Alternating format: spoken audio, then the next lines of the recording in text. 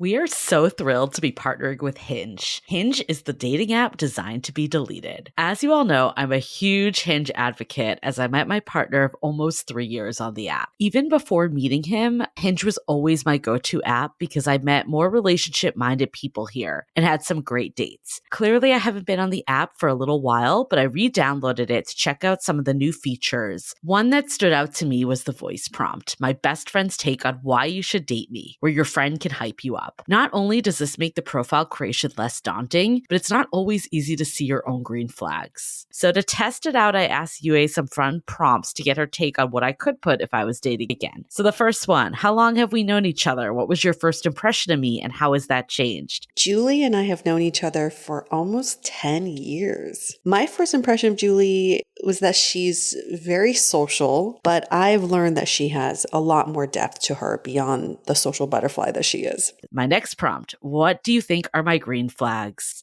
I would say she's deeply loyal. She believes in love, curious mindset, and she is fearlessly ambitious. And then last but not least, what kind of friend am I? Julie is the kind of friend who will always have your back, no matter what. Damn, that feels nice to hear. So download Hinge and try voice prompts today. Then find someone worth deleting the app for. I was so excited to get my shipment from Last Bottle Wines in the mail the other day, full of incredible red wines, all from Napa Valley. I love wine tasting, so having this to my door couldn't be happier. Also, couldn't be more excited that today's episode is brought to you by Last Bottle Wines. If you don't know already, they're a Napa-based online wine shop with a twist. They offer just one handpicked wine per day until it sells out, and they're always at incredible prices. We're talking 30 to 70% off retail. And the best part is that there's no subscriptions, no fees, and no minimum purchase. And I could not be more excited to bring this offer right now because they're having a marathon sale, which is coming up March 28th and 29th. Even better, we're offering Dateable listeners 10% off your first order with code DATEABLE. So if you are a wine lover like me, this is a great time to join. And did I mention that shipping is 100% free? So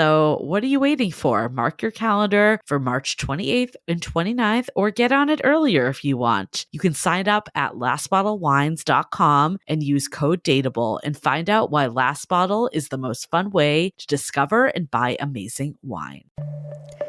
The Dateable podcast is an insider's look into modern dating that the Huffington Post calls one of the top 10 podcasts about love and sex.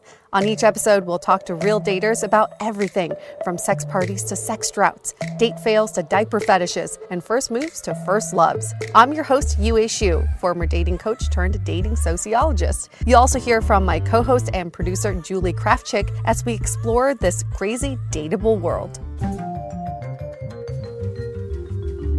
Hello, everyone. Welcome to another episode of Dateable, a show all about modern dating where we dig into the whys of people's behavior and why they say the shit that they do, even if it's good shit. It's always shit, no matter what, right?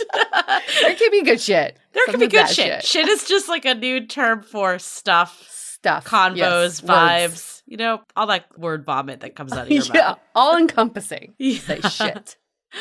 But yeah, we had a really great couple last episodes, really showcasing our hosts that we have in our sounding board group that lead the podcast discussion groups and the weekly happy hours. And now we've kind of announced that we've upgraded them to also be moderators in the public Love in the Time of Corona group. So it's really nice hearing all their stories and just getting to know them at like an even deeper level. And what I really loved about these interviews is that we learned about their plan post-COVID. Mm-hmm. What are they planning to do with their love lives post-COVID? What did they learn during COVID that they're taking into this new reality? And it just reminds me of this transitional time that we're in right now. Julie and I both have had our second shots.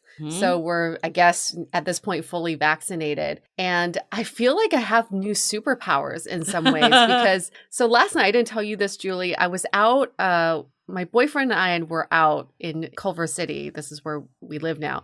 And ran into someone that I hadn't seen in over 10 years. Someone I knew in New York. Oh, wow. We were standing in line together. He had his mask on. And I was like, maybe that's him. So this is what happened. We were both in line together. I was pulling up his Facebook as he's DMing me on Instagram. Oh my God. Because I just want to confirm where he was. And he DM'd me and said, are you in line with me right now? So we were like, what the fuck? Like, in what world? And so our first conversation was, are you vaccinated? Are you good? We established that. And then he and his wife asked us to join them for dinner. Oh. So it was like, oh my gosh, first time meeting up with basically new people in over a year. It was so weird. It was like so crazy to sit down with people who weren't in my quarantine pod. Yeah, I mean, the energy is definitely shifting for sure. And I think a lot of people, like, I've definitely heard of people, like, really going on a lot more dates too recently. Because I think there is, it's this feeling of more security with it all. Yeah, like it definitely feels like we're moving forward. So hopefully I keep hating to say it because even like with our dating post-pandemic, I'm like, I almost feel like we're like jinxing it a little and I don't want to like say it because we're not out of the woods completely. But there's definitely been a shift. I mean, now like you basically don't even need to wear a mask. Like that's the latest, which is kind of interesting. I wasn't really expecting that. I thought we'd be wearing masks for a lot longer, but let people start kissing again, bring the PDA back. Yeah, I mean, if they were like STDs are all cured and you're all vaccinated from STDs, I don't know if I could stop wearing condoms. Like I don't, you know what I mean? I mean, there's all this like stuff, I love to like browse TikTok in my free time, but like all this stuff about like hot girl summer. Have you seen all these like memes? No. That's basically like people going buck wild this summer because they've been like cooped up for a year. Like it's going to be crazy. It's going to be interesting to see how people react. I do feel like a new person though, after being vaccinated. And I think you and I should both talk about our second shot experiences because it seems to vary so much and everyone's very curious. So if you haven't had your second shot, I'll tell you my experience. I had Moderna. I got it at 3 p.m. and that night I felt fine. Didn't feel much of a side effect. And I woke up the next day with a massive headache. Like my head was about to explode. I was really crabby in a terrible mood. I wish I had just taken the day off, but I planned meetings back to back to back and I was not myself. I really felt close to death. I was like, I hate life.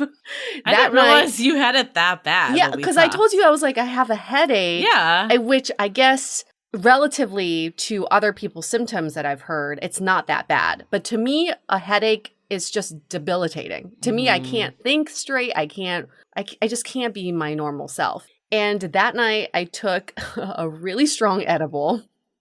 It knocked me out. And the next day I woke up like a brand new person. Wow. I felt so happy. I drank some coffee and I just felt like I could take on the day. So I do feel like I have transformed into a new person. Well, I loved when you were like, I'm just going to drink a lot of water. And I'm like, I don't know if that's going to really prevent if you're going to get it or not. But I don't know if you felt this way, Julie. I was so thirsty all day, so extremely thirsty and just hungry. I couldn't stop drinking or eating. I had very little effects at all. I had Pfizer and I didn't have many effects from it. I had like a small headache, but it wasn't like bad. Like sometimes I'll just get headaches from looking at the computer. It was no worse than that.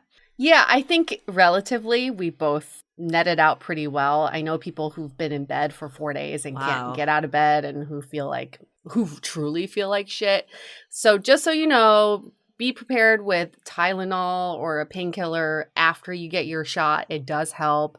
And if you do edibles, I highly recommend them. Just basically anything that just knocks you out so you don't have to feel the pain. I was like, I feel like that's not on CDC guidance at all. To like I think they're purposely like, don't drink, don't have like any like, anything that's going into your body in some sort of way that's going to mess it up. So I guess do that at your own risk. I'm not a doctor. I'm only speaking from experience. If I didn't have edibles, I would have taken NyQuil. But basically, or just get punched in the face. Like, just knock me out.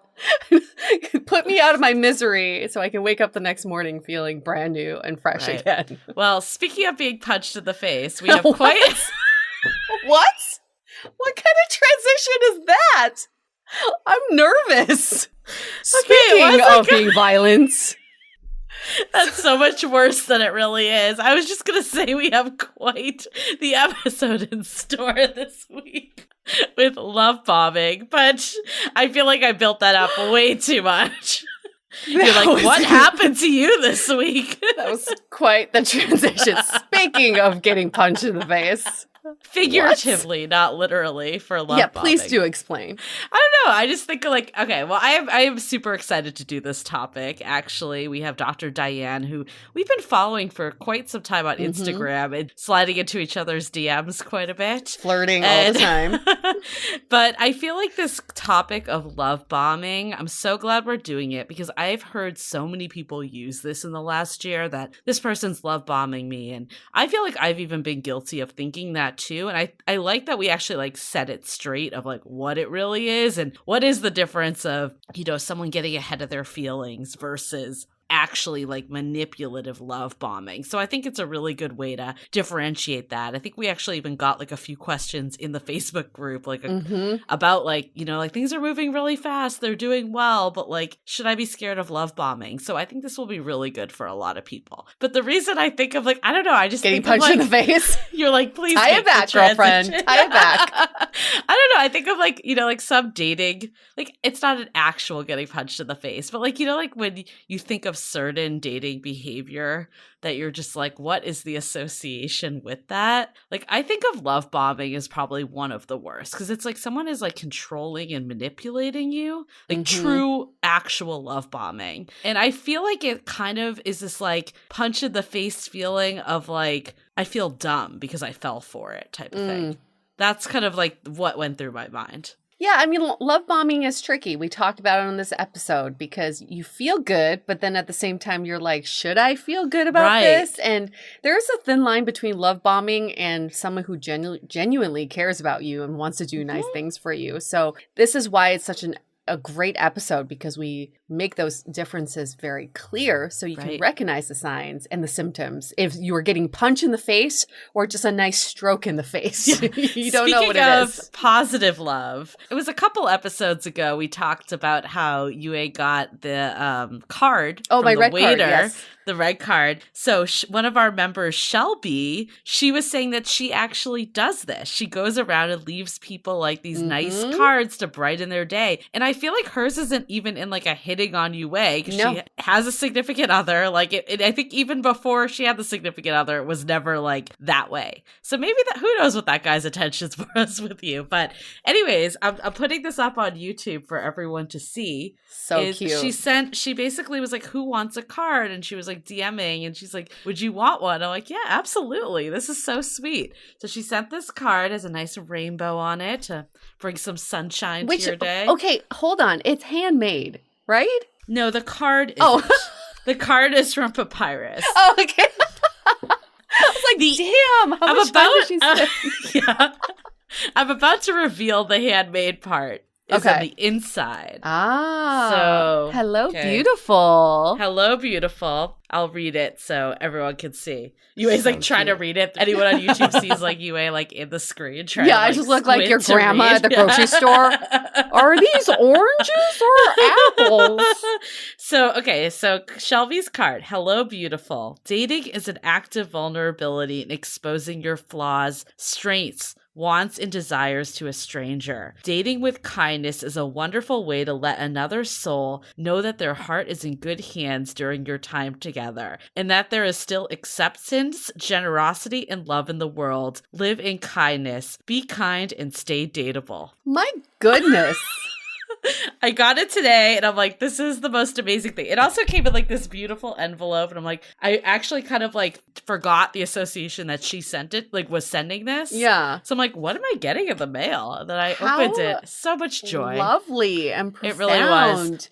And personalized. Shelby, I'm waiting for mine. And she used dateable colors, too. She asked me what my favorite colors were, and I was like, purple and teal. And then I'm like, oh, wait, those are dateable colors. As they should be. They're deeply ingrained in you now. I had a hard time. It's funny. We had a conversation. This is a tangent, but it's all related. We had a conversation with Louise the other day, and she's like, at what point should you know someone's favorite color? I won't give away the details, but she's like, I've been seeing someone I don't know. I'm freaking out. I don't even know his favorite color. We're like, what? And then when Shelby asked me about my card, she's like, what's your favorite color? I didn't even know. I'm like, I didn't know mine either. I know. Like I think I like just subconsciously said purple and teal because it's something I see a lot. Like I'm like, so I don't funny. really know what my favorite color is. I know. So funny. So what are those funny. deep rooted ones? But I am happy to report back though, speaking of Louise, is that I did actually go on my moonrise date. Yeah. So we talked about this. UA and I recorded on Saturday, and it actually turned out it was like the pink supermoon was on Monday. So I'm like, I gotta seize the opportunity. And it was such a beautiful and like romantic and nice date. So I've been seeing someone new, which has been really great. He's pretty private, so I'm not gonna go into too much details, but he has been wonderful. So I'll leave it at that. Well, that's all we need to hear, Julie. But you gotta give us the behind the scenes of how you got to the moonrise. Oh, so there was a bit of a hike. Louise, you did not know about. Louise failed to mention this in the activity. This is the problem when you take advice from friends of like things you should do and you don't do your own research. Sometimes things get left out. Apparently there is an easy, like, I was in this park, Corona Heights, and there's like an easy steps up. That's like very easy to navigate. I mean, it was still actually, I shouldn't say it was super easy to navigate. It was still pretty freaking high up. Like this was actually a super cool park. Like you could see like the whole view of San Francisco from there. It wasn't even a park. It was like rocks and stuff. Like it was not what I was expecting in the slightest. Like I was expecting like grass. Like it was not it. And anyways, first world problems. I was expecting grass, but there was rocks. But we were walking up and it was quite the hike up. And I was like, I don't think I'm gonna be able to do this like in the evening when it's like pitch black. So we did the stairs down, but the problem was it did not go to where we were parked at all. So it was quite got a little lost. Got a little lost. So it was an adventure. The whole thing was an adventure. It was, it was super nice, but definitely an adventure. Were you dressed for it? Yes. Okay, that's good. I wasn't like not dressed for it, but I wasn't expecting like a hike in this. Like it was a little bit of a surprise. Maybe that was Louise's plan all along. It's not so much about getting to the top to see the moonrise. It's like really how you get there and get back down. The ultimate test. Exactly. Well, that sounds like fun. I went to see the moonrise too outside of my parents' door. I just opened the door. I was like, oh, hey, look, we're in the suburbs and you can see the moon really well. That's great. And then we closed the door. But It was a romantic, yes, with my parents.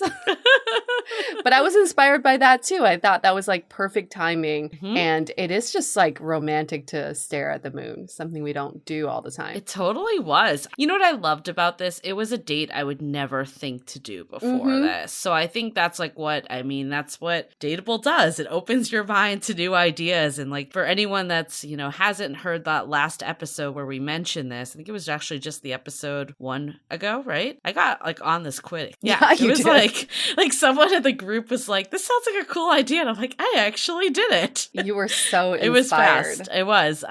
But we had an event, part of the sounding board, to go through like really like interesting date ideas with our past guest, Jeff Harry. And honestly, I love it because like I definitely am someone that's maybe more guilty to like basic ideas. And I thought this was really interesting and different. Something else I thought about would be a great kind of fun date idea that we don't discuss often are like double dates. Double dates with your friends are so much fun. My partner and I are going on a double date tonight with 2 friends, and then we have no plan other than just dinner, and then let's just see what happens. And that could be, when you have more people involved, it could be even more fun. Totally. Group dates. Bring Grouper back. Just kidding. No, I failed miserably. What else do we have going on this week other than love bombing? We've talked about our hosts. We talked about our vaccine shots. I mean, it's a lot.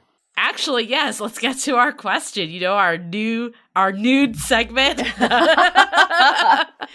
Our nude segment That's on how dating we're driving advice. YouTube growth. We've already decided that. But no, for real, our new segment is going to be answering some of the questions that you all send us. So again, you can always send us hello@dateablepodcast.com. Hit us up on DMs on Instagram. We love hearing from you all. And, also, of course, the Facebook group, Love in the Time of Corona, is a great, place to surface these questions. But let's get to our one today that, we get all the time. This is a big one. This question is, how do you know when you're moving too fast when it comes to dating? So it's very much related to love bombing. It's very much related to turbo dating, another topic that we've covered. And it's a tricky one because you want things to move along, because a lot of our complaints are about stalled dating, not getting the text back, not seeing each other IRL. But when all these things do happen sequentially and frequently, you're like, ooh, is this moving too fast? Right. So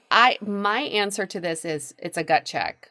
Do I feel like I am on this boat that's being rowed by someone else? Or do I feel like I'm rowing this boat with someone? So part of what feels like it's moving too fast is that I just got on this boat and it's moving. And I'm like, wait, where is it going? Where are we headed? Is this a safe boat? Do I feel stable in this boat? Who's driving this boat? No matter, there's like no rules around, if you do this within the first 3 days, you're moving too fast. It's all based on a gut check. And if you feel like you're not taking control of that boat, it's probably moving too fast. Yeah, I think are both people on the same page too. Because I think if one person's the one driving it and the other person's just going along with it, that's when it can start to backfire also. I think a good rule of thumb too, it's I'm totally the same way. It's there's no hard fast rules of how often you should see someone and how often you should talk. Everyone is different, and also depends what else they have going on in their lives. I'm personally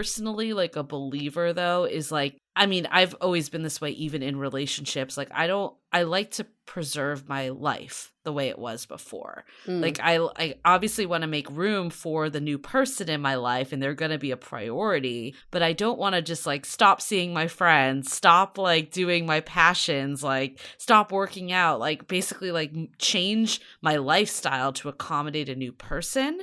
So I think when the moments that I feel like something is moving too fast is when I feel like I'm losing myself. So as long as I can balance doing my stuff the way I had been and seeing someone new, and maybe that is cutting back in certain areas a little to accommodate someone new coming into your life. But I think completely getting rid of everything, that's when I feel like it's moving too fast. Yes. And that's a really good point, because if you feel like you're sacrificing something, are you sacrificing your identity, your life, your freedom, then maybe you're not exactly on the same page with the person you're in this boat with, right? But if you feel like you're sacrificing or you're holding back on something, you're holding affection or holding conversations because you don't want it to move too fast, then I would do another check-in. Maybe you're not aligned with what the pace should be. You have these ideas of how fast a relationship should move, but obviously there's a disconnect somewhere. So if you feel like you're sacrificing in any area, there is a problem there. Hopefully that answers your question on whether you're moving too fast or not. Okay, so let's just do a really quick run through of announcements, and then we'll have a quick message from our partner, but just high level announcements. We've been keep saying this, but definitely check out Love in the Time of Corona. One day we're going to have to change the name. For now, we'll keep it going. And then, the sounding board is where it's at.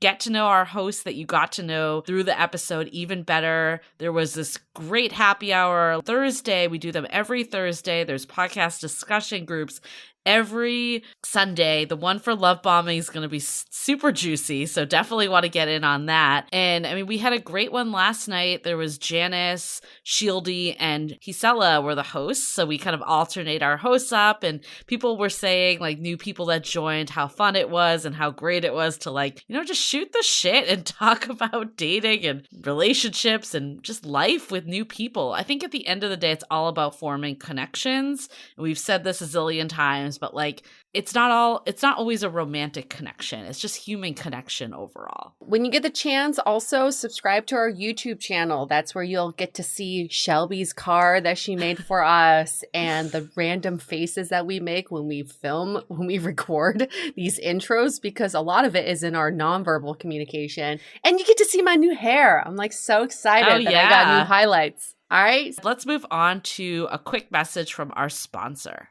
This episode is made possible by Prose. There's no one size fits all when it comes to shampoo and conditioner. We need products that are suited for our unique needs and don't leave us disappointed. Case in point, my hair turned super frizzy and wavy in my 20s, and none of my old hair care products were effective anymore. So now, thanks to my personalized Prose shampoo and conditioner and even pre-shampoo mask, I've fallen in love with my hair again. Prose creates customized hair care products for people, not hair types. You'll never have to compromise on healthy hair goals because every product's formula is made with you in mind. Their online quiz dives into every conceivable factor that affects your hair health, such as your family history, diet, and even zip code. Yeah, since moving to LA, the pollution has totally affected the quality of my hair. So with over 50 billion formula combinations, Prose can give you a unique blend of ingredients that caters to your every strand and follicle. Prose is a healthy hair regimen with your name all over it. Take your free in-depth hair quiz and get 15% off your first order today. Go to prose.com/dateable. That's prose.com/dateable for your free in-depth hair quiz and 15% off.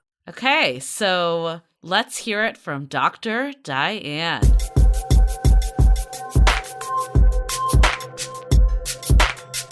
So what is love bombing? That's what this episode is all about. And we are so excited to have Dr. Diane with us, who we've been in correspondence with over Instagram for a long time. Yes. Like we feel 3 like years, we know I you. feel like. Yeah, I know. It's a weird relationship, right? Because it's all virtual. It's all through Instagram DMs. And now we're actually talking face to face. So let's see if this relationship translates in real life. And when you say in real life, you still mean virtual. Let's just clarify. In real virtual life. It would be interesting to talk about love bombing over virtual dating too. So we'll get into this topic, but who is Dr. Diane? She currently lives in Northern California. She's been there for over 30 years, originally from Chicago. She's married and she's in her 50s, a psychologist, writer, and attachment expert. She can be found on Instagram, where we found her at back2lovedoc. You can also go to back2lovedoc.com. That's really hard to say, doc.com. It is. And take her love style quiz. I'm actually in the middle of it. It's 10 questions and you'll get a better understanding of your love style. But today we're talking about love bombing. What is love bombing? Julie, you love using this term. Shed some light on it. Well, I feel like this has come up. Why I think it's really the right time. And you kind of alluded to it with virtual. I feel like before virtual times with dating, I thought like, oh, you have to be naive to be love bombed. Like I kind of thought like I was above it a little, like I'll admit it. But what I've realized is it is very possible to be susceptible to love bombing. And I've heard this term thrown around a lot in the last year. I feel like it definitely was here before 2020, but I'm hearing more and more people saying that they're feeling love bombed by virtual connections. And I have experienced this myself. So definitely excited to get into it with you. But I think the official definition that at least we found online about love bombing is the practice of showering a person with excessive affection and attention in order to gain control or significantly influence their behavior. What separates love bombing from just regular honeymoon feelings is an abrupt switch. One moment, they may be idealizing their partner, and the next, they'll cut them down in size and effort to control them. So do you have any additional thoughts on that definition before we really get into it? Okay, let's talk love bombing, because I think people think love bombing is oftentimes gifts, right?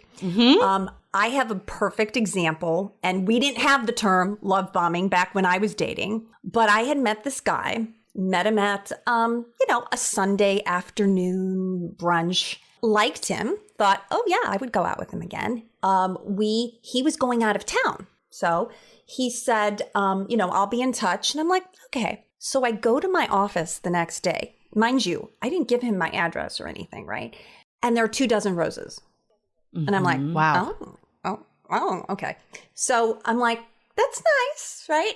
And then the next day, I go to my office, 2 more dozen roses. Wow. Okay. Day 3, 2 more dozen roses. Well, of course, I have to then like text him back and like thank him. But I didn't know I was being love bombed. And you think your girlfriends are like, oh my God, that's so romantic. He must really like you. But I say, watch it, because those roses come with thorns. And you don't realize that. And this was a guy who I call more like a covert narcissist. There's the difference between the overt guy who's like really showy versus like, this was a dad, a nice dad, but like a dad, right? He had 2 kids because I was older, dating. And now all of a sudden we're in a relationship. And I didn't realize that I'd been love bombed. And I felt like I was just being a nice person, right? Responding to this gracious gift, not realizing what was underneath it and who he was as the person who was love bombing me. And love bombing can either come at the beginning with lots of gifts, a lot of anxious attachment, approve of me, or it can come later. I mean, I get lots of clients who, especially if there's a rift in the relationship, then suddenly the love bombing comes as a way to re-engage, to get this person reconnected with you. But you have to be careful because the gift is not about you. Okay. Those roses had nothing to do with me. I could have been allergic to roses. I mean, he didn't know. Right? He didn't know who you are. Yeah. Didn't know who I was. Did I like roses? Did I not? But the point of the behavior is what's underneath, which is usually an insecure person does not want to feel anxious while they're waiting for you to approve of them. So they have to up and amplify the volume to get you to agree to them, so they don't have to look at their own stuff. Well, I want to be careful here, because just because someone gets you 24 roses does not mean that they're love bombing you. So where do we draw the line and say this is an act of love bombing versus someone who truly cares about me and wants to make me happy? Well, so much of that, UA, is timing, right? So in a normal relationship, if the guy knew me and was sending me 24 roses because I was going through something, that would be different. It's not the gift itself. It's like, what is the hook? Why lead with that? A secure functioning man would not have to do that, right? Like, you have to look at what is behind this behavior. So it's not like the 24 roses is the definitive love bomb. It's what is the intention behind the behavior? And so that's why it's very nuanced. You have to look carefully at what is the meaning of this? And then what is it bringing about in me, right? What is my emotional response to these roses? And then before you knew it, okay, now I'm with this guy because I'm a nice person. I have my own anxious attachment style, and I get kind of hooked by this. And then he's giving me other things and lavishing me with like trips. And then all of a sudden he's out of town and I'm watching his children and driving them to school. And now I'm like the nanny. Shit. And exactly, shit. I'm like, what the? Like, did I sign up for this? But like suddenly it's because this man was a covert narcissist. Again, I didn't know any of this. And by the way, I'm a psychologist. Like, I should have known. Right. Okay. Right? Like, I'm embarrassed. This is the man I dated before my husband. And then I finally figured out, like, no more. I kind of had a sense of what the hell happened. But I had no idea this was happening to me. And so I have to tell people about it because it can happen to anyone. So that is exactly what I was trying to say earlier, but you said it much more elegantly. Is like, not that I thought I was above it. I just thought because I do a podcast, like I would be able to catch the signs. And I also, for whatever reason, interpret it as like highly manipulative, like someone like making you do things for them, where I think the expansion of of this is that like sometimes it's to gain control, and that could just be to like get validation that you like them. Like it doesn't need to be a crazy control lever. I mean, yours with the kids seems like a little more controlling, but like I had an experience over it was I was away, so I couldn't meet this person in real life, and it was just like laying it on so thick. And I remember texting Yue being like, I think I met like my person, and I had never met this guy. And I'm like, saying that out loud now is so fucking crazy. Like I can't believe like the thought even went in my mind, but it was like nothing I had experienced before. But as soon as he knew, like saw that like I had interest, he seemed to back away. And I feel like there was some love bombing. Like I don't want to like I don't know, I'll get your opinion. Like I don't want to toss the word around loosely if you don't feel like that is, but I did feel like there was some like not overt manipulation, but like some like validation maybe is a better way to say it. So was it just that he came on with too much affection, or tell me more? What was the behavior? Yeah, it was just like life plan, like not like life planning, like, you know, we're getting married, but just like all these future plans that like didn't pan out, basically. Like a future faker is what we've called it before. Aha. Yes. I have to tell you, I have stories about this. I have clients where a woman was just, one of my clients recently dating this guy, and literally I hadn't talked with her for a while, so I didn't know it got to this point, and they were going to elope, get married. And then talk about a faker. Again, insecure people will fake good or start talking about a future that they can't deliver on. And then when it got to that point, he completely ghosted her. I mean, she was devastated. She was going to run away with this guy. Wow.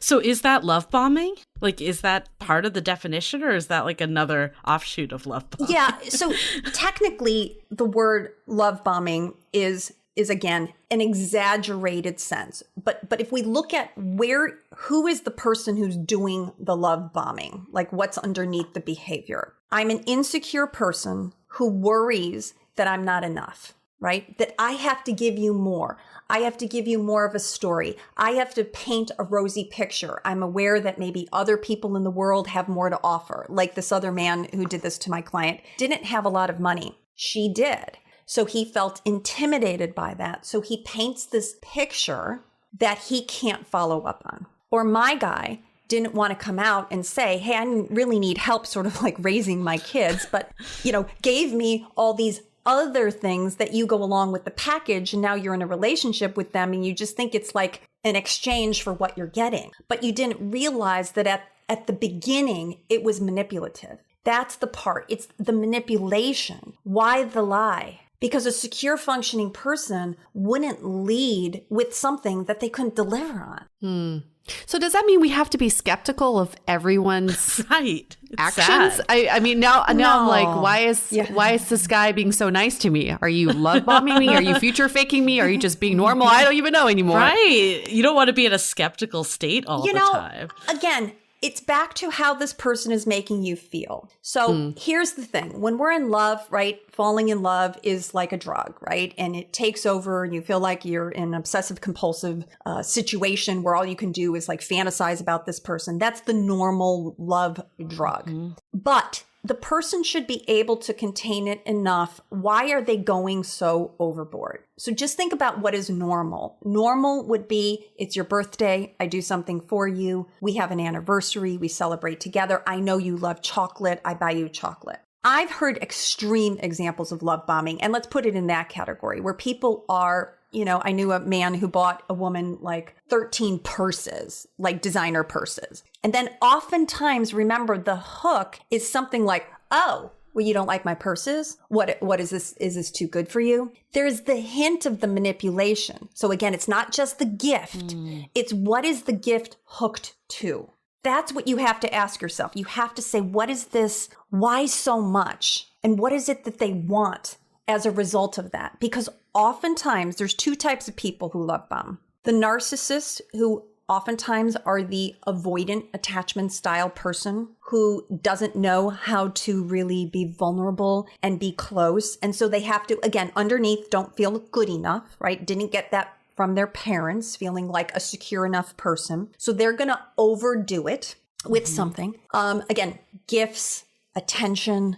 Then there's the anxiously attached person. And it depends on also why it's so hard to just define love bombing, it's also who you are. Okay. Because if you're an avoidant person yourself, I would call you like independent Isabel, and a guy comes on even like normal, you might feel like it's too much, too intense, and you could define it as love bombing when someone else just thinks it's sweet behavior. So you see, this is why it's so nuanced, because it's who I am, but then also who the other person is. Right. And how am I defining that? So I have some, again, I just call them independent Isabel types, more the avoidant person who didn't grow up with a lot of love and affection and attention. And a guy who comes on more emotional, more needy, she's like, oh my God, this is too much. She might define that as love bombing when it's just really the person wanting to connect. Right. Well, I think that's like the two examples that we gave. Like the one I gave, it wasn't like manipulation. Exactly. It almost felt like it was just too fast, too soon. Yes. And like it caused, my gut was that there was like a avoidant attachment, but maybe it was an anxious attachment. Now that we're like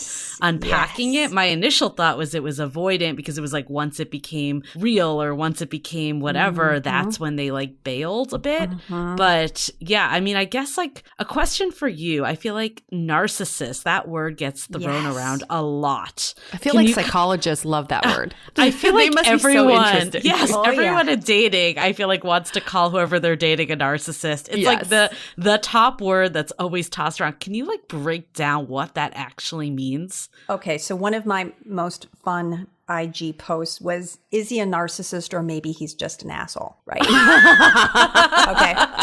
And I got a lot of information on this one because here's the thing. To be a narcissist, a true narcissist, to have narcissistic personality disorder, from a psychological perspective, it's 1% of the population. It's very Oh, really? Rare. Right, it's tiny, small. And everyone is a narcissist this day. That's right. But if we just look at, if you capture the range of narcissism, we have healthy narcissism, like I'm self-promoting, I'm confident, I'm good on interviews, I'm going to promote myself. That's good, healthy narcissism. But then when it borders on unhealthy narcissism, that's a whole different thing. And when we think about back to the manipulation, so I have lots of clients too, where they'll say like, you know, my husband was a narcissist. I ended up in a psychiatric institution and my therapist didn't label him as a narcissist. And I said, it doesn't even matter if somebody labeled them technically. It is, again, how they make you feel. So I have these, I'm just looking real quick. I have this post on like 6 warning signs of a narcissist, spelled danger. So it's an acronym, which is super simple. D, they're defensive. Narcissists are always defensive, right? Anytime I have a problem with you, I bring it up, they're going to be defensive. A, they are attention seeking. So back to like the love bomber, they want something for the gift. They want you to call them, thank them, to say, oh my God, you're so wonderful, right? They want something for it. That's the thorns. They neglect you though. That's the N. Ultimately, they have no empathy. So they will come on strong, but then neglect your emotional needs. They can't sustain it. Okay. Then they gaslight you. What is gaslighting? That's a really popular word too. What do narcissists do? When you say, hey, I'm really upset or something, they say, what are you talking about? You do that. You're the one who's sabotaging. They flip everything around and make it your problem. That's what gaslighting is. E, empathy failure. Again, so who was Narcissus? He was the Greek god who fell in love with his own image. Oh, yep. Right? In the pond and turned to stone. To be a narcissist, classically, you have a parent who was not there for you, so you had no mirror. Okay.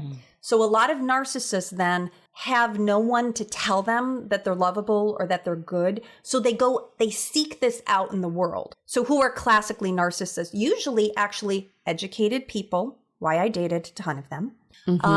People in Silicon Valley, successful people. Check. Right? Check.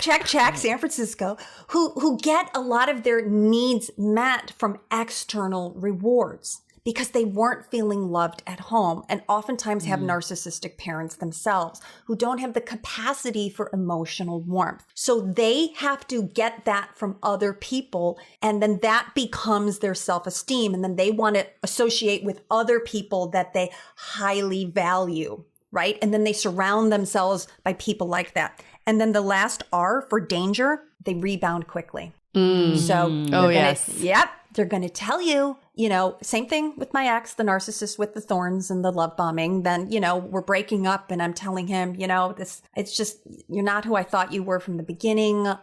You painted yourself as this good dad and now I just don't think we're matched. And I'm never going to find anyone. And then sure enough, I find out from my housekeeper, who's also his housekeeper, that he's getting married. Oh my God. And she's pregnant. Wow. So this is, I love this because I just went check on this guy I dated.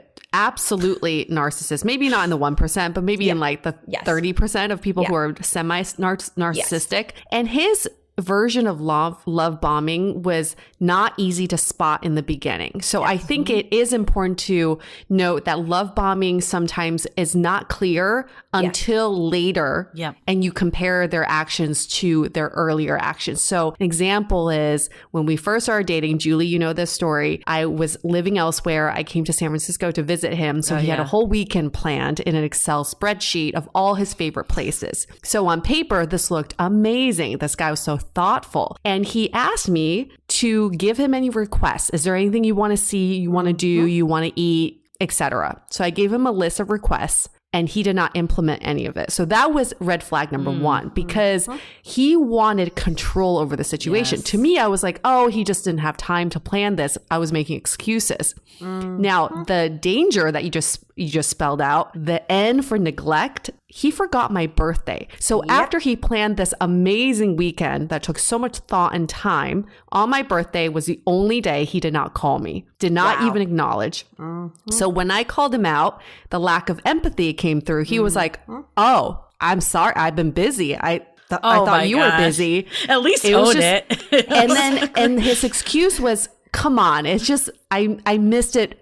I missed it on your day. I can say happy birthday to you the day after. So then he turned it around on me. So that's when I realized it was love bombing in the beginning. But I didn't see that till much later on when I could compare the actions. So I think that's important to note, is that earlier in the relationship, it's harder to kind of spot this until later. But you also said this can appear even later in a relationship, like maybe a few years in. What causes that to happen? So back to attachment styles. It's when people feel threatened that you're going to see their attachment style. So what I say is that people are like tea bags. You don't know who someone is until you put them in hot water.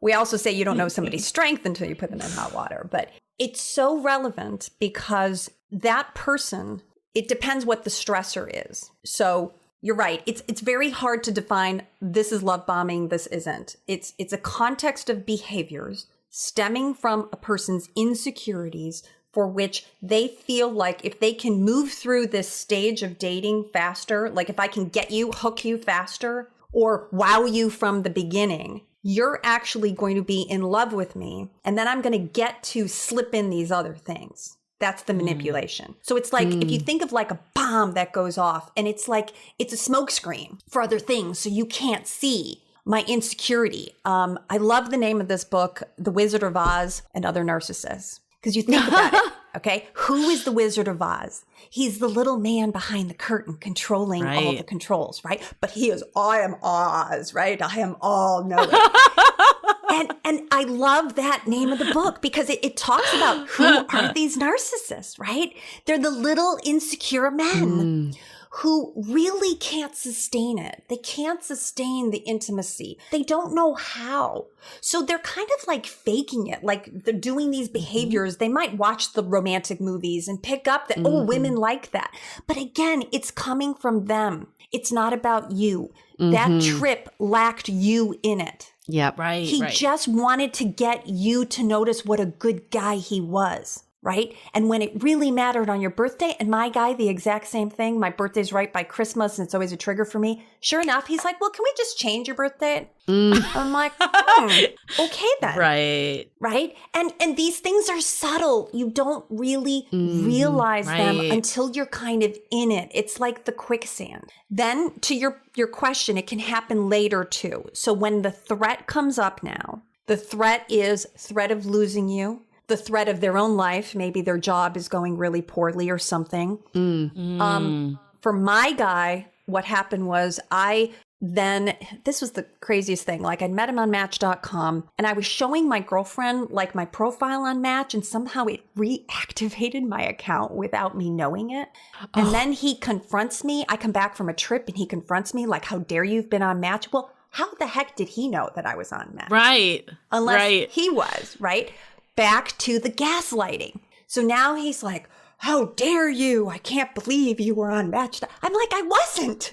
But he didn't want to listen to that. And at that point, I already figured out that he had already had this other person probably on the hook and all of that. But like, it's a picture. It's a bigger picture, an envelope, a set of behaviors that are the smokescreen for an insecure person. And it can come at various points in your relationship, usually some kind of inflection point. Got it. Some kind of stress point that is going to activate the insecure attachment style. And they're going to go back to what they know because that love bombing worked, right? Like it hooked you at the beginning. It got you. It got me. So the people we were talking about earlier that like didn't do any overtly like narcissistic thing, but just, you know, like maybe used it as a way for their own ego or something, or freaked out genuinely because it was too much too soon. Like, is the lie manipulation, or is that still technically manipulation? I guess I'm trying to understand if that does fall in love bombing, or it's just that they, you know, too fast, too soon. I think there are people who are just oversharers. And I think they get threatened at the beginning where they might really like you and they get overexcited. I would not call that love bombing because I don't think that it does justice to what true manipulation love bombing is. It's like, that's why I want to differentiate between a narcissist versus an asshole. Like at the end, if it didn't work out, you don't have to call him a narcissist. Like, people want to label it, right? I want to understand it didn't work out because he was a narcissist. I'm like, no, he was just an asshole. He just wasn't a fit for you. Right. But to then, and as a therapist, I'm very careful about labeling somebody as a narcissist or calling it love bombing, because it could just be that this person doesn't have a good filter. They're super anxious, super excited.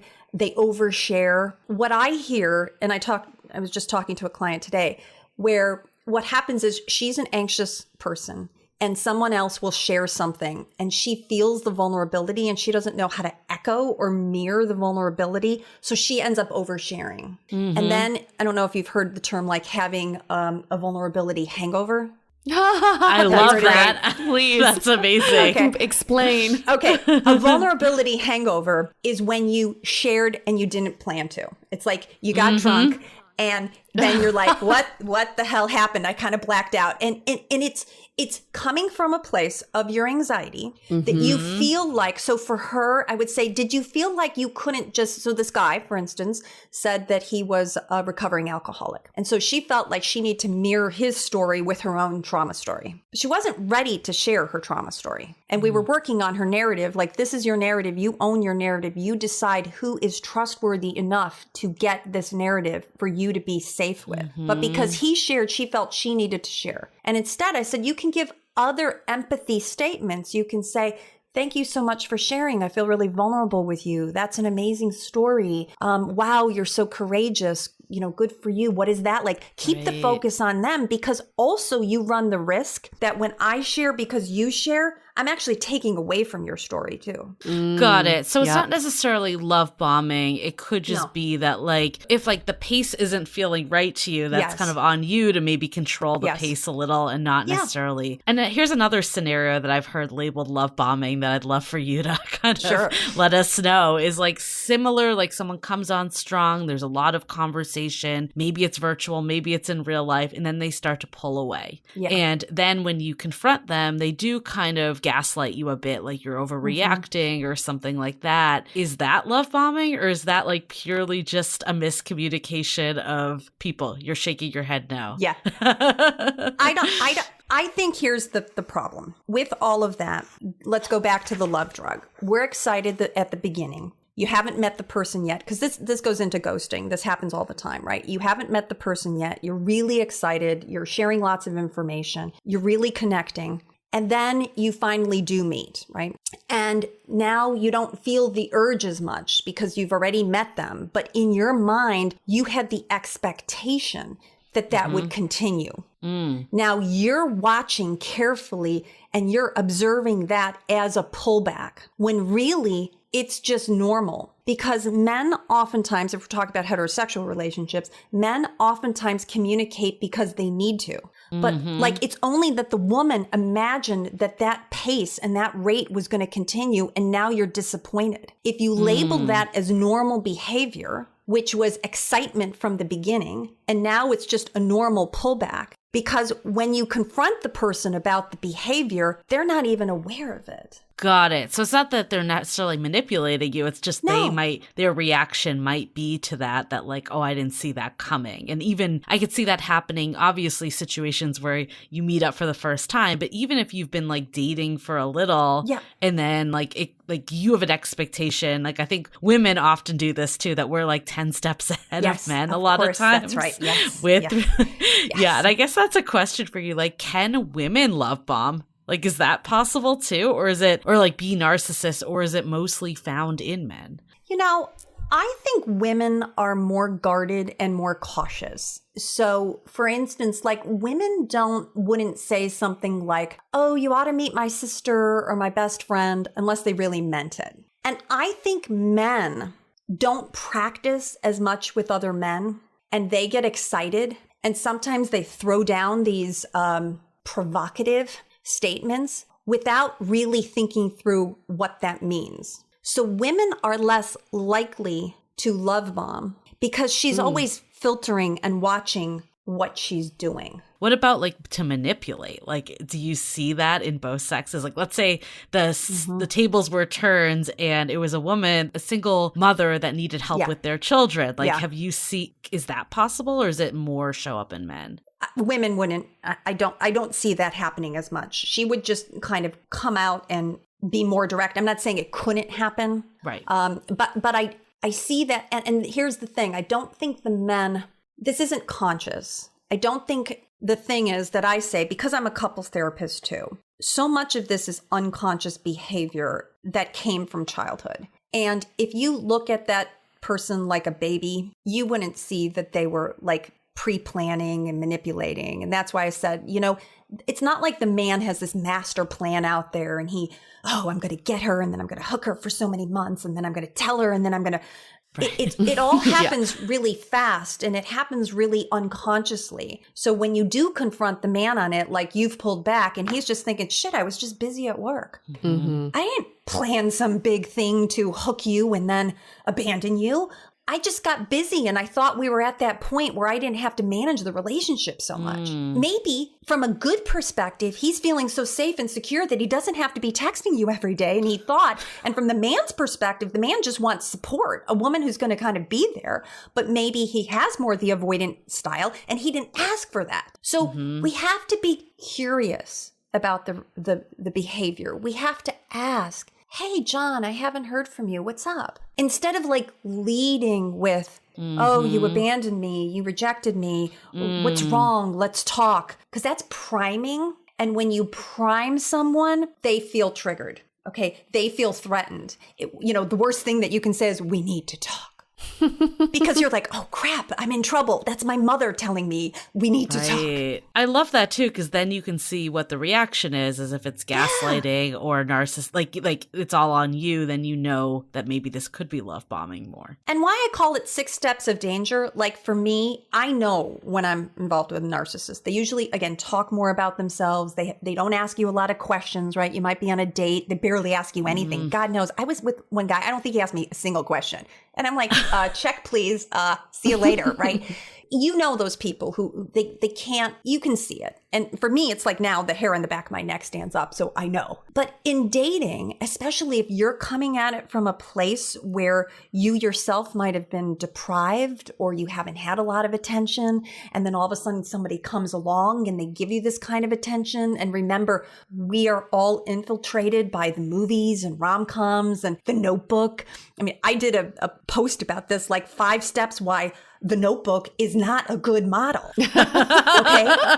He was a total, right? He's dropping in on her, kind of stalking her, writing letters, right? Building a house. It's like, and yet we put this model out like this is what love is. Yeah. And then Yeah. the good guys, right, the normal guys who don't do all of that, we think they're boring. He's not chasing me. He's not doing Exactly. enough. So we have to be careful about the narrative we're giving ourselves about what love and romance is. I want to go deeper into that because I can hear some people listening to this right now saying, love bombing isn't that bad. It's better than being abused. It's better than being neglected. It's better than being rejected. It just sounds like I think I could handle that. So what are the dangers of someone staying in a relationship where they're constantly being love bombed? So if I go back to my own situation with the roses, and I had seen immediately that it was manipulation instead of something nice, I would have saved myself like a year of heartache. If I go back to, so what is the danger?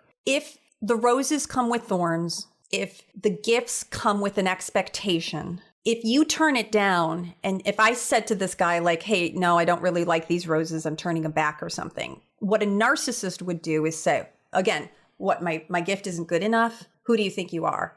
Like, there would be the manipulative hook.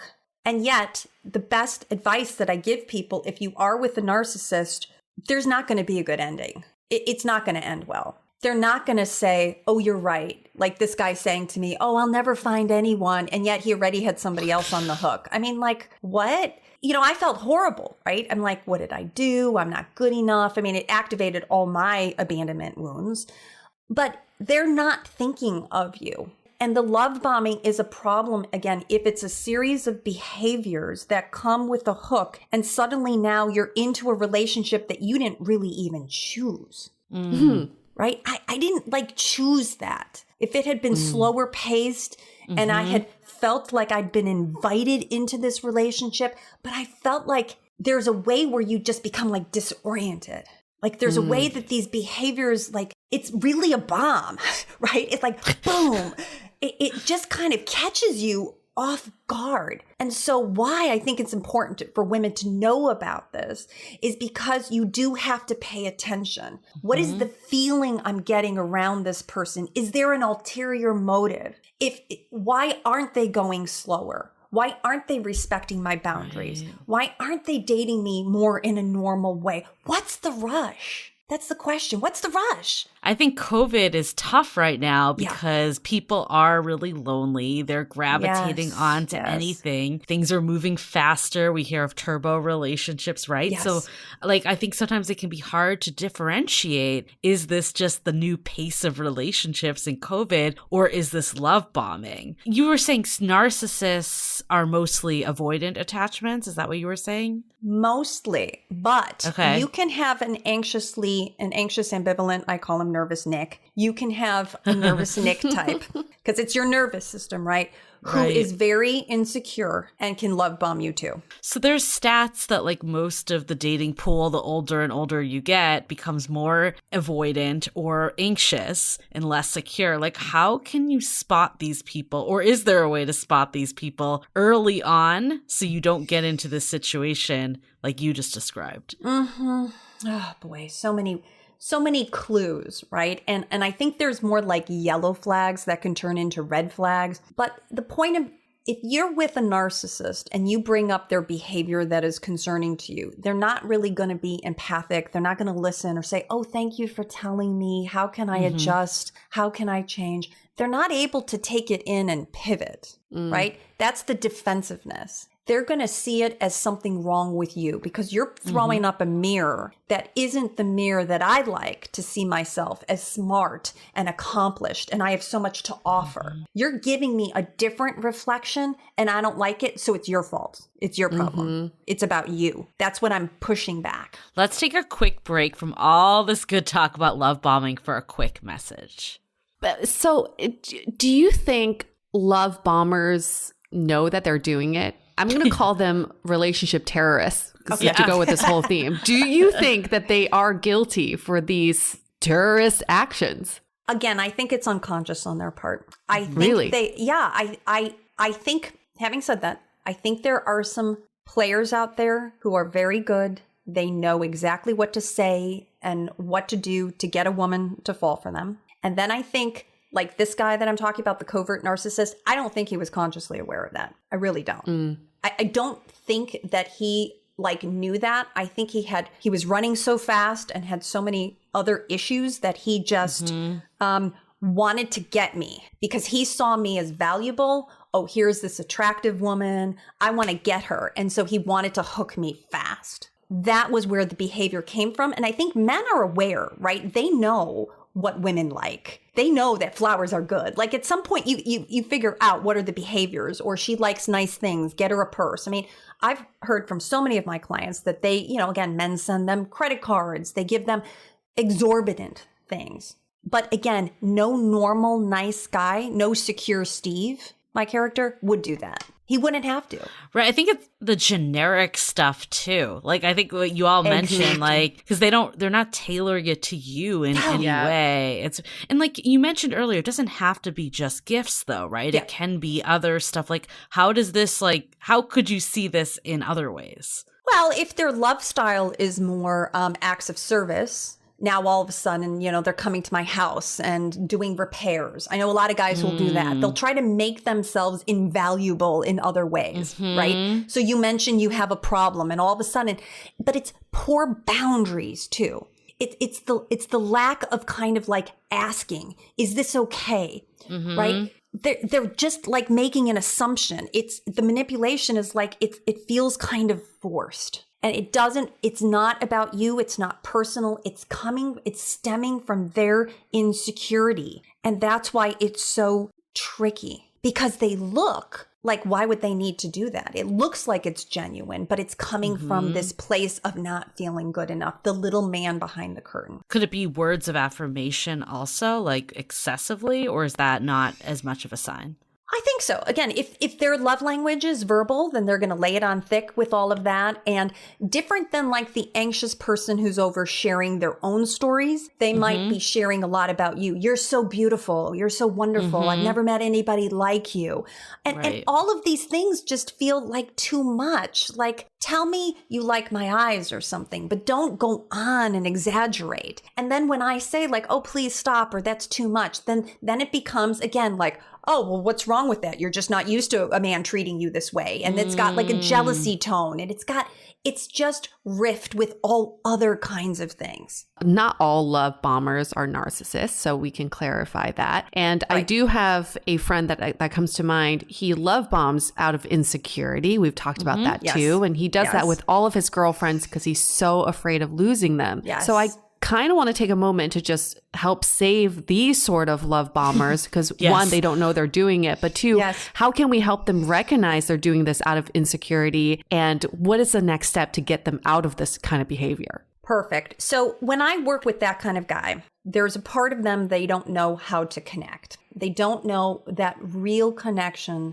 is about paced vulnerability. They don't know that what women really want is consistency. I'll take a consistent good guy, like my husband, any day over someone a relationship where I keep trying to race to get back to the beginning. Amen. Right? The beginning was so exciting and it's like, oh my God, I want to get back to that. But consistency is going to win hands down anytime. And what I coach these men on is, listen, you're a good guy. That's enough. You being consistently there is going to go so much further than giving her something that you can't deliver over time. And listen to her. If you love her, you really like her, she says chocolate's her favorite, go get her the best darn chocolate that she wants. But that's special. Now that's a gift. That's not a love bomb because it had a positive intention behind it. And he was mirroring something and he did it for your pleasure, not for him.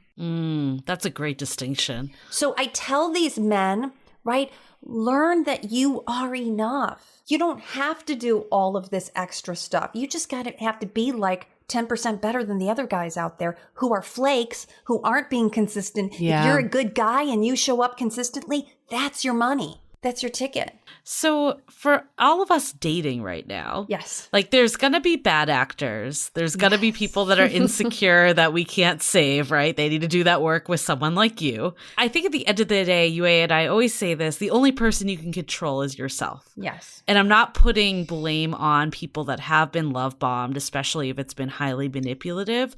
But what are there ways that you can look inwards, and like, does it have to do with your own attachment styles that you might be be more susceptible than others to love bombing. So we're back to I'm the person who's doing the love bombing. Or I'm the person getting love bombed. Okay. So yes, I go back to that. And I think if I had to do all over again, I probably would have found a gracious way to reject the gift.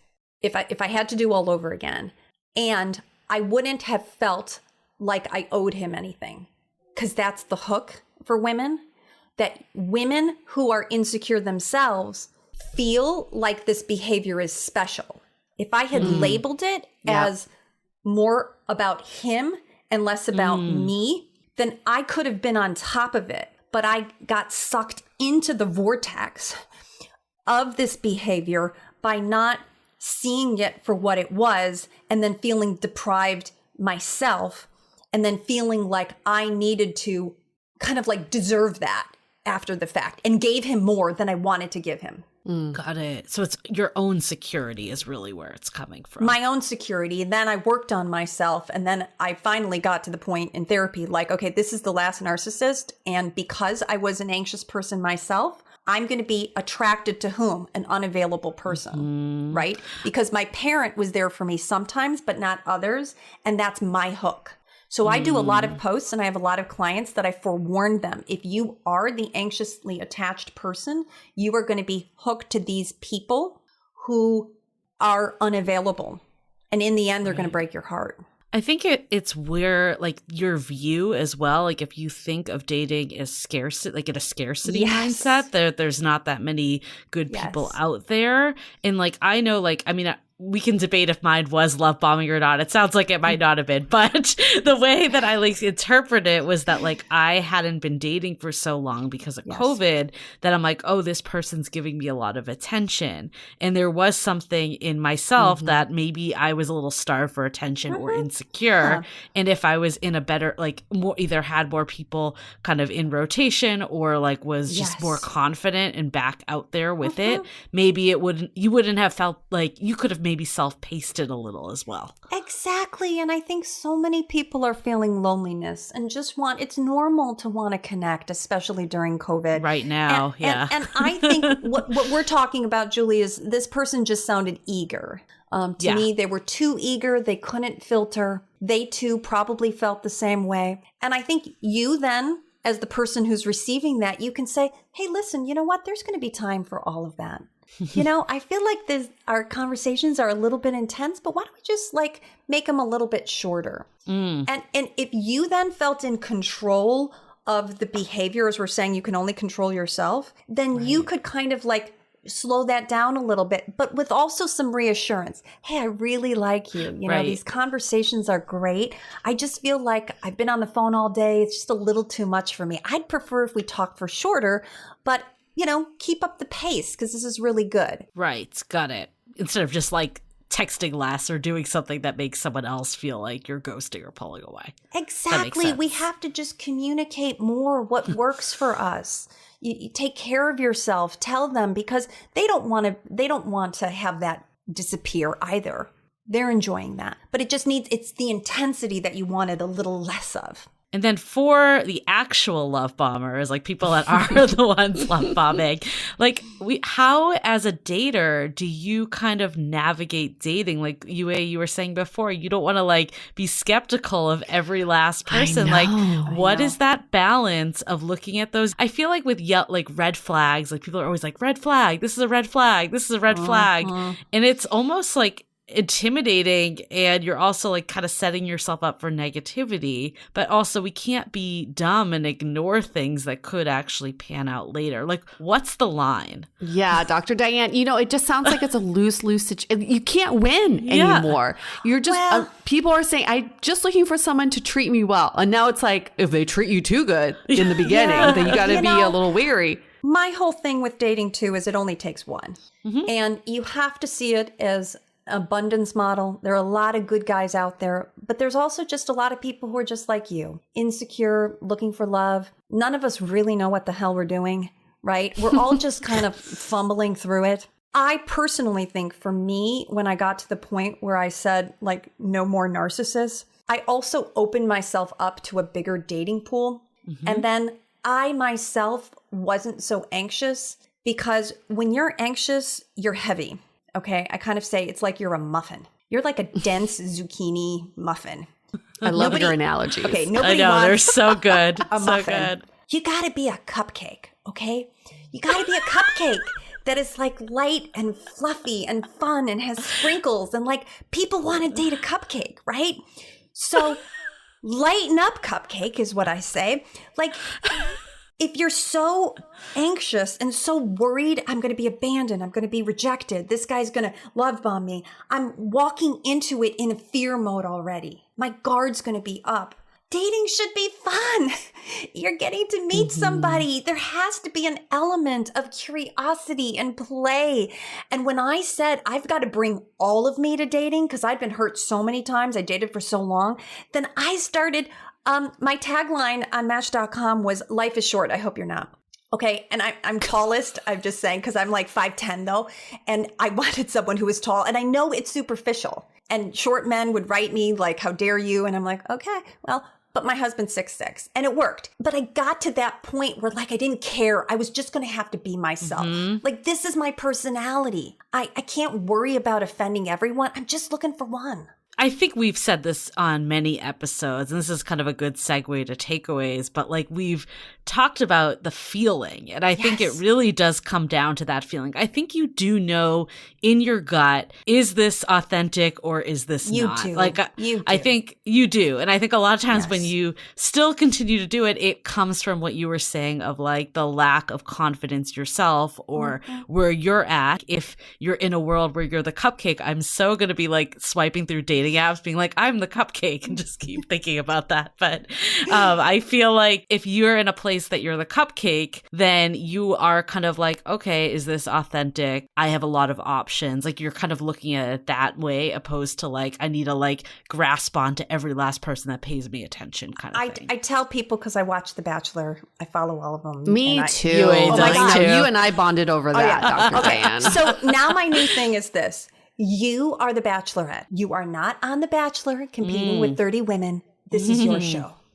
Love This it. is your show, and all we have to do is get like 30 men in the funnel, okay? So you have to have a dating strategy where you're going to have a lot of people to choose from. Because if I come into this from a place of empowerment, like I have choice and there's good people out there, I can't wait to be chosen, right? It's a mindset shift. I have to feel like I get to choose. And if there's a narcissistic man who is forcing you to choose quicker than you are, you know. Right. I knew, but like I didn't, because I was in a drought before I met him. Like I was going with scraps, right? Like this wasn't ideal for me, but I somehow felt like, well, it's better than nothing, right? So, but I regrouped, got myself together, regrouped and said, no, this is my show. I get to choose. And I started dating with more intention and started asking the right questions and with intentionality. And I wasn't so hooked by those guys anymore then. Then I could see clearly like, oh God, yeah, he's so insecure. And then I could move on and welcome other better men into my life. The good guys who are boring, by the way. But boring is good. Or it depends on how you define boring. I know. You Do you have an analogy for them? Are they like the, like I can't, Boring Bobs. like I can't even. I got analogies for everything. What type of bread is super boring? I don't know. just that Wonder Bread. Yeah, you know? exactly. Absolutely. You're plain bread. But the thing is, you have to see that again, consistency over time. What are you getting? If you're chasing this excitement, because there is something about the love bombing and the narcissism that's exciting, because this person is showering you with everything. It's like hard not to like to slow it down, right? Totally. But that's where, if you're setting the pace, if you're with a therapist, you have a coach, you're checking in with yourself, you're not just listening to your girlfriend, somebody who's more objective about what this behavior is. You're saying, how do they make me feel, right? You are the barometer on yourself to say, is this person making me feel safe? Do I feel comfortable with them? Are they bringing out the best in me? Am I myself? Yep. Because when I was with this narcissistic guy, I felt like I needed to be perfect all the time. You know, I felt like his show Pete, his, arm candy or something. It felt kind of icky, right? Like I didn't feel like he really wanted to get to know me. Well, I think that's a good segue to takeaways. Like, I think one of the things that I've definitely learned from this is that there is a distinct definition of love bombing. Love bombing gets tossed around a lot. The word narcissist, there is a range, but it is also a word that gets tossed around a lot. And I think at the end of the day, we have to communicate. This is like, we say this on every episode, but we have to communicate and not just make assumptions, because then we learn, is this actually just, someone getting ahead of themselves, or someone, maybe they're actually feeling like this is going well and they can pull back because they feel like they're in a good place. Or if we communicate and the person basically gaslights us back and tells us that we're wrong, then we know at least what we're dealing with. And I think instead of throwing around terms to describe certain situations, we need to just start having conversations, but also look at the answers objectively. And like we were saying, I love this, be your own bachelorette. Like if you see replies that are not what you're looking for, like if you feel like someone's putting you down, it's time to move on to the next person in a place of abundance, not scarcity. Yeah. One other analogy that I love is when we're insecure, we also get disappointed by a lot of people. I know I did. I was just always disappointed. Like I'd have some vision of them and they would never like measure up to my expectations. And we tend to use what we call the golden rule. So I use myself as my reference point because this is all I know. Like I've only been myself, right? So I use the golden rule, which is in my head. I say, do unto others the way I would like to be done unto. And then when the person doesn't do what I'd hoped, because like I would be so empathetic if they said that. I would be so loving. And when they don't give that back to me, that's when I'm disappointed. Right? Like I would be texting all the time. The fact that they're not texting me means they're hurting me. How dare they? Like all they have to do is text me back. Damn it. But it doesn't work for couples. What you want to use, I don't know if you've ever heard the platinum rule. Have you heard the platinum rule? The platinum rule is do unto your partner the way they want to be done unto. Okay? Love that. So in couples, I'm using myself as my reference point, but you're different. Okay. I'm anxiously attached, but you're more avoidant. You need space, distance, peace. I need connection, validation, closeness. So whose needs are more important? There has to be enough space and time to meet both of our needs. Now you have to communicate to me, I need space and I need peace because this is what I need for me. And I need to communicate that I need closeness. But as a couple now, we need to negotiate this. So I have to give you what you need, not what I think you need or not what I need. And that's when you get a real partnership, a couple where you are both listening to each other and there's space for two people. Well, that's where love language came from. It's not so much like me telling, me projecting my love language onto you. It's that we both have different languages and we just got to learn to speak each other's languages. That's exactly so I love that. I think two of my major takeaways from this conversation are the consistency is huge. I do believe that we get addicted to love bombing behavior because it's adrenaline. It gives you that pump of energy, that pump of lovingness, and then you get addicted to it. But if you don't consistently see it over time, it is disappointing. You get depressed. You feel neglected. So seeing that not just your partner's behavior as consistent, but also checking yourself. Am I performing consistently as well? Am I showing up for my partner consistently? Is huge. I think my second major takeaway is you said something about sometimes we get ourselves into relationships and we're like, how did I get here? And knowing that you made that decision and choice to be in there, I think we forget that in dating too. We often blame external factors. And then we say, oh, the result of where I am today is because of things that are out of my control. Well, guess what? It's not. If you find yourself in a position where you listen to your gut and say, I don't want to be in this position. You chose to be there. Now you can choose to not be there instead of blaming other people. We can blame narcissists all we want. We've heard this so many times, right, Julie? People always like, oh, I'm dating a narcissist and this narcissist is treating me this way. Well, don't blame the narcissist. Why are you dating them? Right. You got to blame yourself for choosing to be in that situation. So the power of choice is so important here because we got to stop blaming these external factors. If you've been love bombed and the minute you realize it, it is your choice to acknowledge it and to do something about it. Own and atone.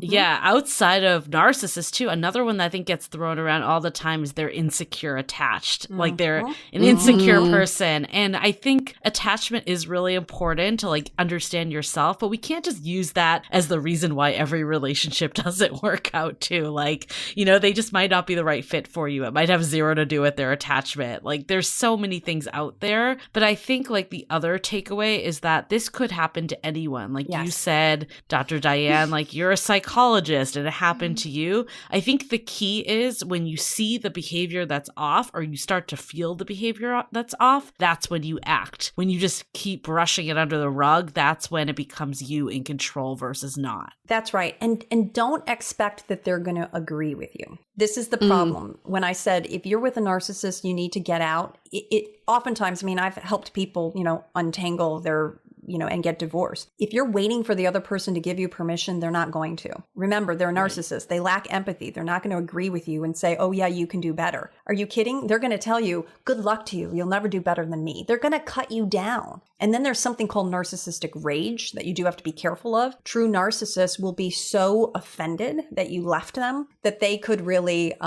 make your life hell. Oof. Sounds like a movie. Yeah. Narcissistic rage.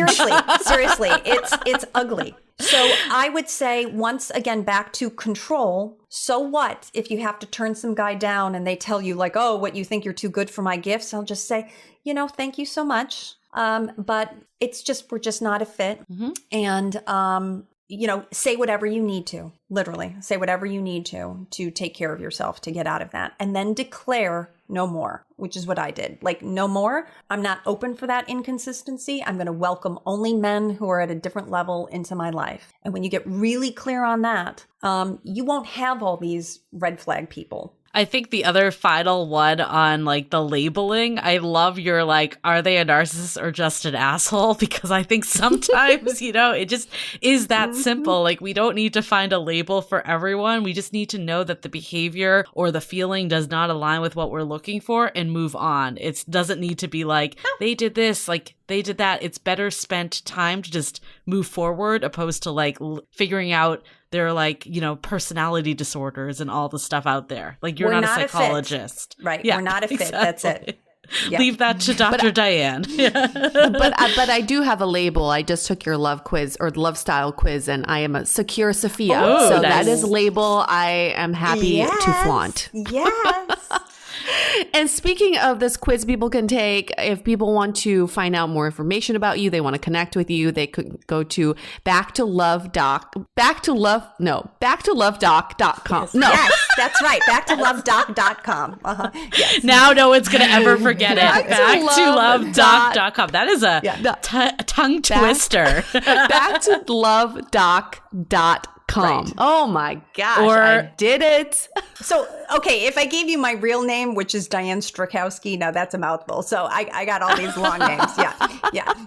So where can people find you? Where's a good place for them to find you? Well, again, they can find me on YouTube. They can find me on Instagram. They can find me on my website. I have online courses. I do couples therapy. I'm only located in California, meaning I can only do therapy with people in California, but I am licensed. And I love coaching people. I love coaching men. I love coaching women. I love couples too, because if I can help a couple like figure out the platinum rule and save a marriage, to me, it's also worth it. Or sometimes dissolve a marriage that shouldn't be happening. happening. We learned that that's equal success in couples. Yes. I've had to call many a marriage, and it is oftentimes the best thing.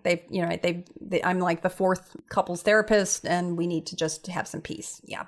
Oftentimes. Well, thank you so much, Dr. Diane. I know our audience is going to love all your terms, if nothing else. There's so many gems in this episode. So I'm definitely going to channel my inner muffin. So. Okay. No, cupcake. Cupcake, sorry. Be a cupcake. Muffins I don't want to to be a muffin. muffin. Sorry, I got to be a cupcake. Channeling my inner cupcake. You don't look at a muffin, you're like, I want that. I'm going to be a funfetti cupcake. A sprinkles cupcake with passion fruit filling. We're gonna like start something in the Facebook group of all the analogies of what cupcake everyone is. I see it coming. And then someone's gonna be like, you know what? I'm a donut. They're gonna throw in a curveball into this. Tea bags, and I got them all. Tea bags. Right. I know. Tea bags. We just took it dirty. Also, I know. Dr. Diane took it there. I gotta hand it to her. Oh, my husband knows. Yes. Well, we're so glad that we finally got you on our show. This is a long time coming, but we finally did it. And this was just such a wonderful conversation for all of our listeners. If you would like more awesome guests like Dr. Diane, we would love for you to give us a review in Apple Podcasts, because believe it or not, that really helps us get prominent, awesome guests, because it makes us look credible. It makes sense. So you can go to Apple Podcasts, or if you just want to connect with us, you can go to dateablepodcast.com. You can find us on Instagram as well, in any podcast platform. Thank you so much, Dr. Diane. We appreciate this, and we're not just love bombing you. We really do love you, and we will keep that consistent behavior throughout the rest of the year. So that's a promise from us. Thank you so much, ladies. I had so much fun. All right, we're going to wrap this up. Stay dateable. The Dateable Podcast is part of the Frolic Podcast Network. Find more podcasts you'll love at frolic.media/podcasts. Want to continue the conversation? First, follow us on Instagram, Facebook, and Twitter with the handle @DateablePodcast. Tag us in any post with the hashtag StayDateable, and trust us, we look at all those posts. Then head over to our website, dateablepodcast.com. There you'll find all the episodes, as well as articles, videos, and our coaching service with vetted industry experts. You can also find our premium Why series, where we dissect, analyze, and offer solutions to some of the most common dating conundrums. We're also downloadable for free on Spotify, Apple Podcasts, Google Play, Overcast, Stitcher Radio, and other podcast platforms. Your feedback is valuable to us, so don't forget to leave us a review. And most importantly, remember to stay dateable.